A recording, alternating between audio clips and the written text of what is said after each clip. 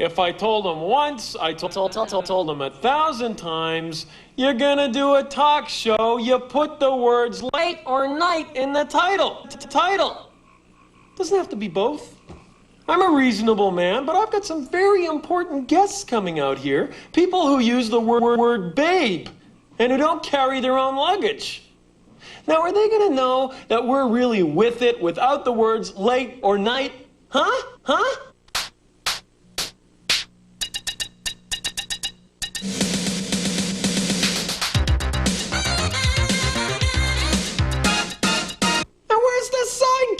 Kick.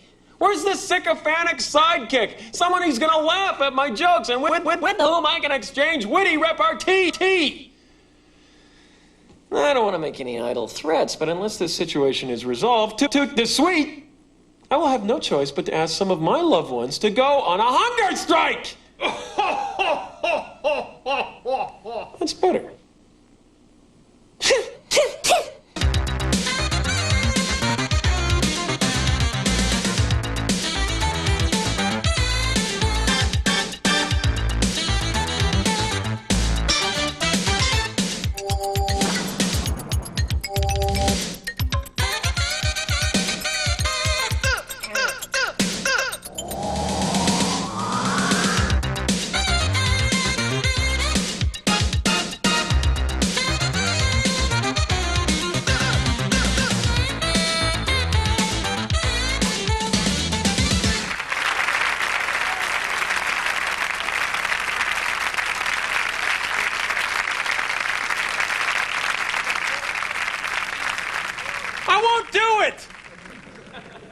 You don't hand me an opening monologue right before air and expect me to do it. I don't work with cue cards, so you can forget it. You can't fool the audience. They're much too smart. They know when something's real and when it's made up. Faster, come on, faster. Keep it going. They expect more from me. I would never try and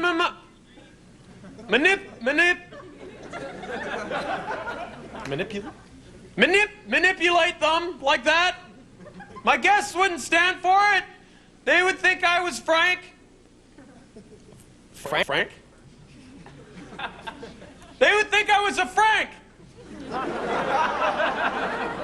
A fraud! I think this is going pretty good. I've got too much respect for them for me to pull them that crap. So let's just forget the monologue. Bring out the first breast. Guest. Shit. It's the first guest on the second show. It's number 2, 4 more to go. It's the front of the shop where the fun never stops. It's the tops on the second show.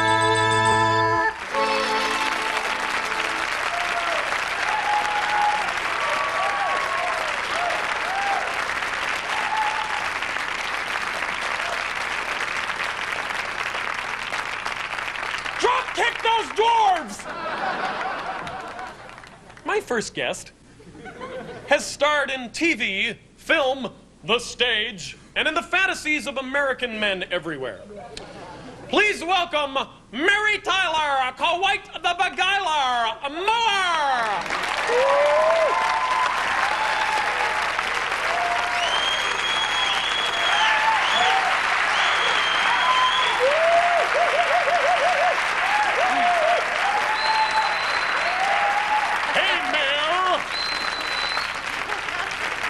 It's a pleasure having you here in my web, Honey Bunsky.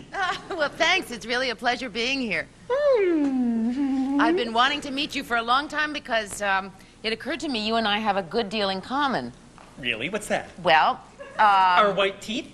well, that too, yes. Our steam shovel jaw?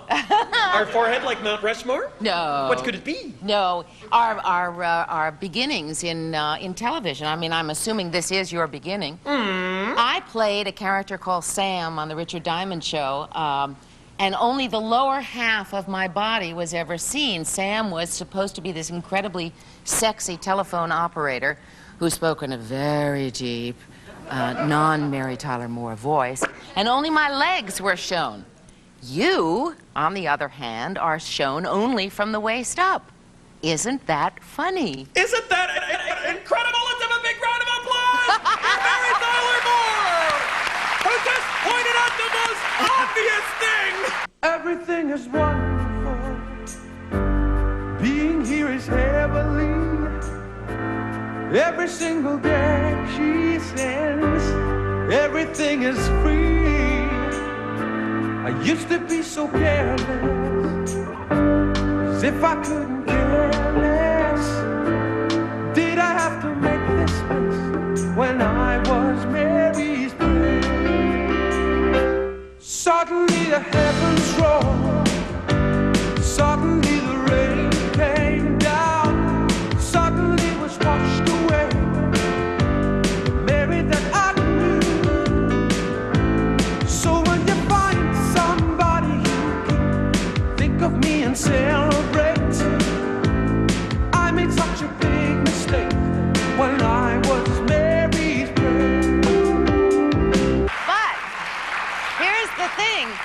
In my case, it was only that the lower half of me was photographed. There was an upper half. Are Now- you sure about that? Yes, I am. But Your now agent took more than 10%, didn't he?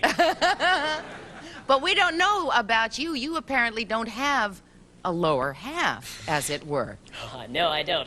Things south have disappeared lately. Next to Dr. Art Uleen, you are America's most beloved TV personality. Any hints to help me knock you off the throne? You want to be the queen of television? Of course I do. Maxine Headroom.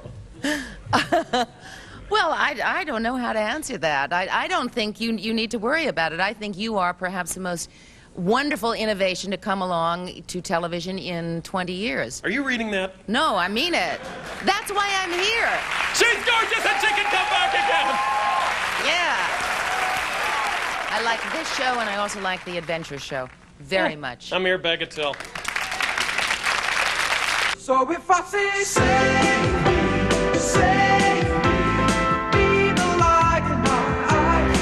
If I say, take Hail Marys, leave a light on in heaven for me. Blessed is the one who shares your power and your beauty, Mary. Blessed is the millionaire who shares your wedding day. So when you find somebody who can think of me and celebrate, I made such a big mistake when I was Mary's friend. A few years ago, you married a doctor. How do you think your husband, Dr. Levine, would get along with Rhoda Morgenstern? I have this feeling she'd be constantly coming in and asking for free medical advice. I think he'd probably get sick of it. Oh, no, because he loves to give it. No, he'd Give what? love Rhoda. His, medical advice. Okay, well, let's face it. You marrying a handsome Jewish doctor, don't you think there'd be just a twinge of envy? I think so. Yes, indeed. Yeah. Seems quite ironic that you, a person not known for yelling, have married into a religion where screaming and yelling is the basis of communication. It's true. And I have never been so healthy in my life. Really? Before I married my husband, my dear Robert, I could point to all the houses that I lived in the past that had cracks along all the door jambs caused by this English background person walking out of the room, away from the argument and slamming the door.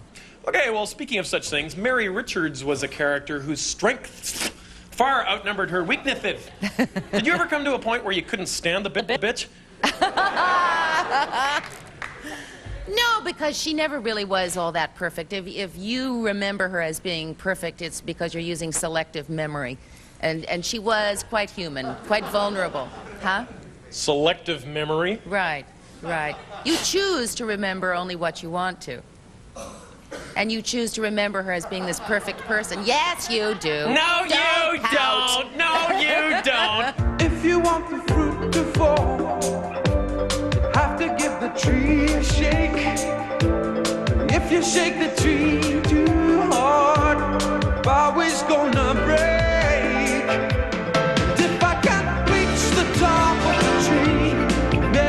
can blow me up there.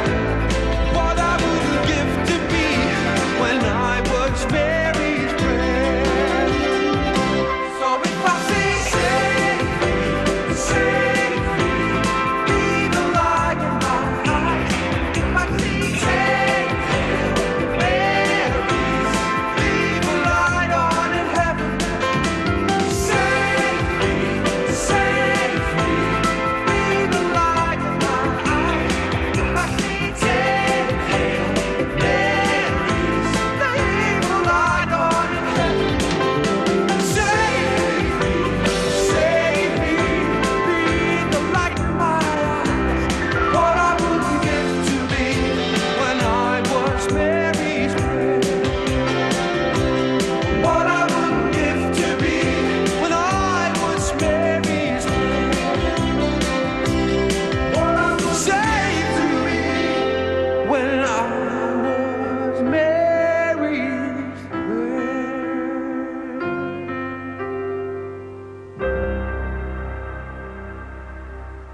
You remind me of a younger Ted Baxter.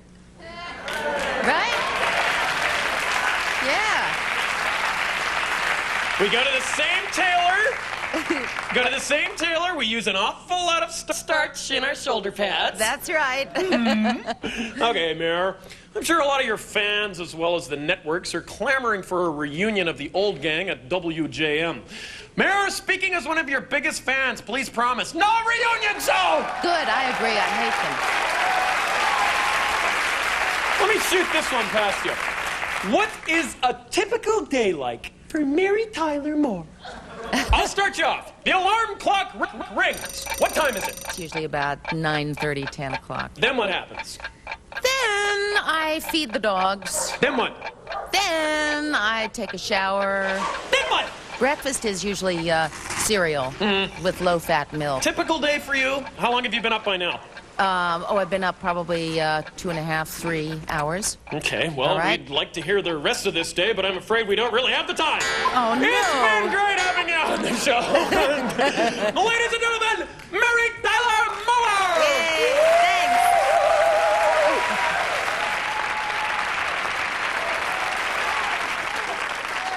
And another thing.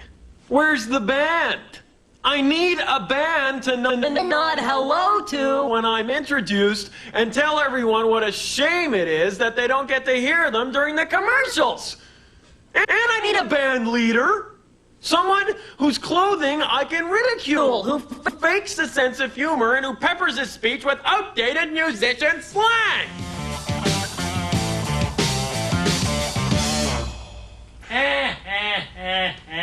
You're a gas. He'll do. Psst. Psst. Nice joint, huh? Well, it belongs to my next guest. A man who has taken us inside countless celebrity homes. But this is his home. Gee, he's got some expensive stuff in here. Anyway, I'd just like to remind people that my show is done live, so while he's sitting here talking to me, this sumptuous home at 325 Little Fox Lane in Westport, Connecticut, is completely unoccupied at this moment. And yes, unguarded. That's right. No one is home at 325 Little Fox Lane in Westport, Connecticut. Not the owner, not his mother, not the Dobermans, nothing. Get the picture? And here's our homeowner now, the fabulous bard of lifestyles of the young and restless.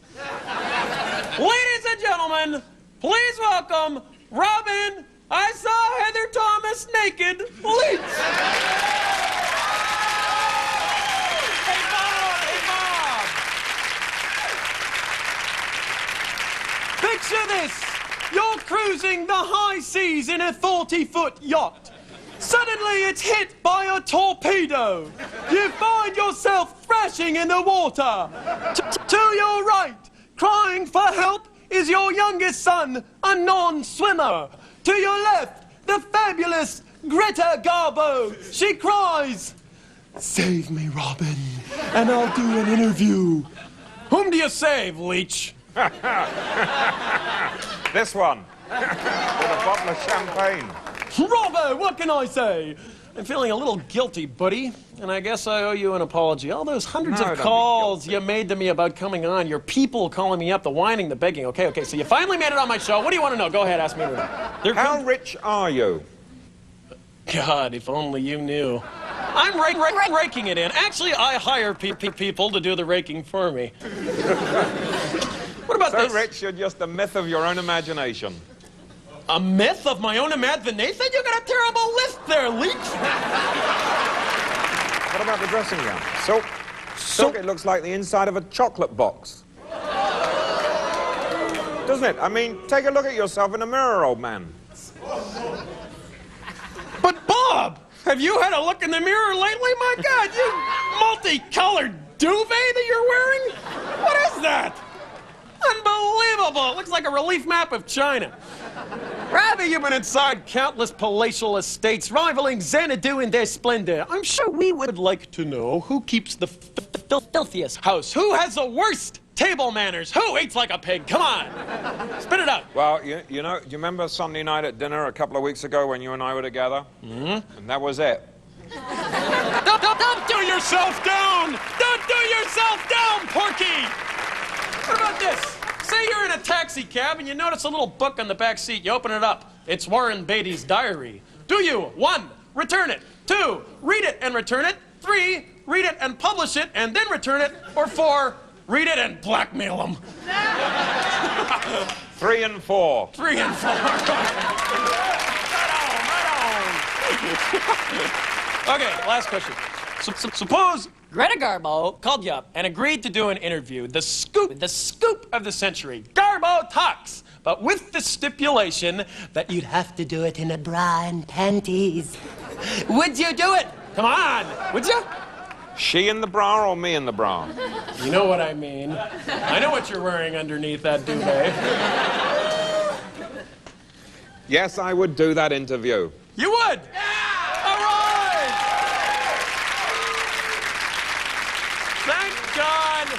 Thank God for great admissions.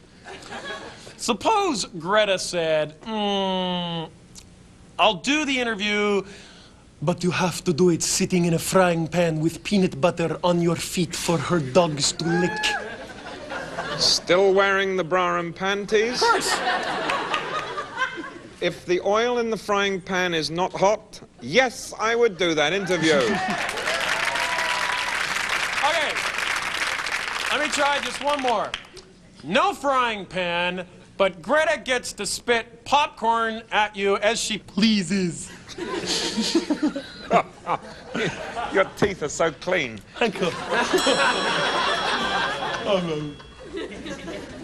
I would do the interview, yes, because there'd be a lot of money to be made in it, you see. Hey! When you boil it all down, Right. it's all about money. Hey! I knew we were leading up to that. Thank you very much, Mr. Robin Leach. You've been a great guest. Ladies and gentlemen, give me a round of applause for Robin.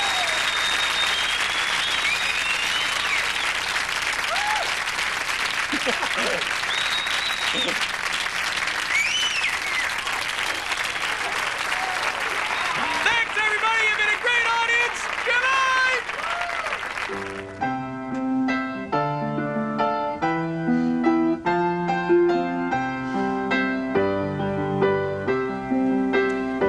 Remember this? Our first hit? Yep. First thing we did turned out very lucky for us. Sure did.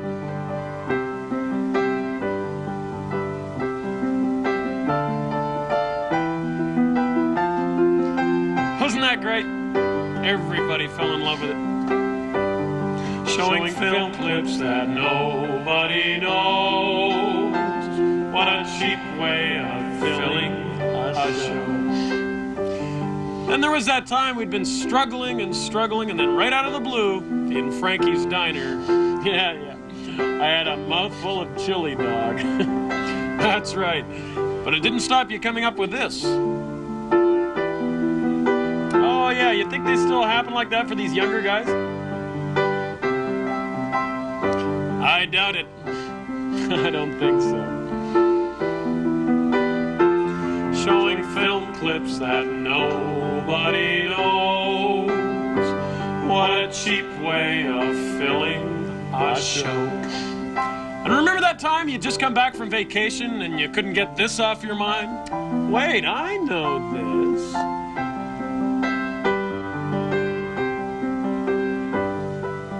Oh, yeah. Isn't it the way? Sometimes they just happen like that.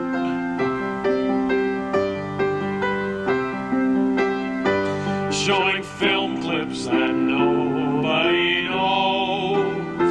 What a cheap way of filling a show. We've had some good times. Yeah. Could be good again, you know.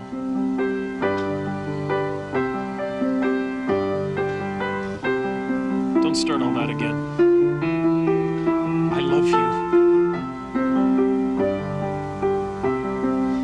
We've been through all this.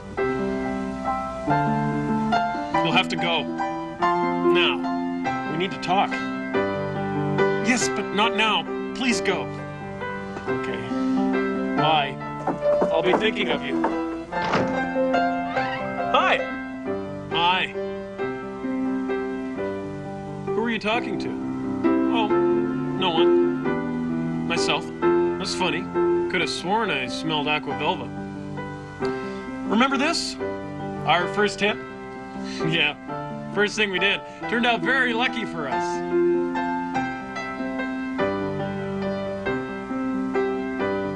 Showing film clips that nobody knows. What a cheap way of filling a show.